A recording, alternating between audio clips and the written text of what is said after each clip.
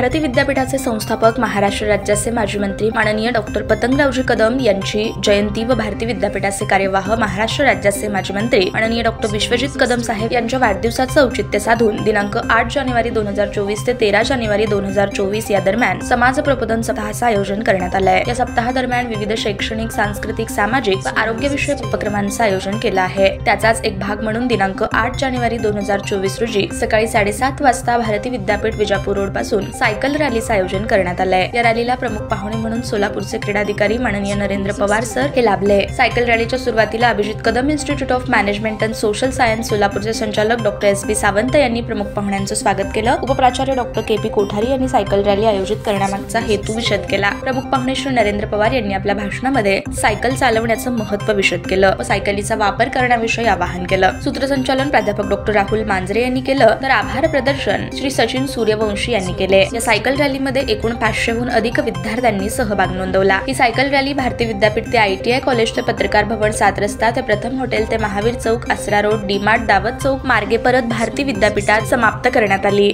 भारती विद्यापीठाचे संस्थापक, महाराष्ट्र राज्याचे माजी मंत्री आदरणीय डॉक्टर पतंगरावजी कदम साहेब यांची जयंती व भारती विद्यापीठाचे कार्यवाह महाराष्ट्राचे माजी मंत्री आमदार डॉक्टर विश्वजित कदम साहेब यांचा वाढदिवस याचा औचित्य साधून 8 जानेवारी ते 13 जानेवारी दरम्यान समाज प्रबोधन सप्ताहाचं भारती विद्यापीठ शैक्षणिक संकुल सोलापूरतर्फे आयोजन करण्यात आलं आहे।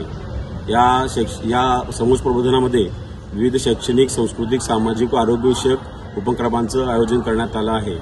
त्याचाच एक भाग म्हणून आज दिनांक 8 जानेवारी रोजी सकाळी ठीक 7:30 वाजता भारती विद्यापीठ विजापूर रोड येथून सायकल रॅलीचे आयोजन करण्यात आलं होतं। या रॅलीला विद्यार्थी व परिसरातील नागरिकांचा उत्स्फूर्त प्रतिसाद लाभला।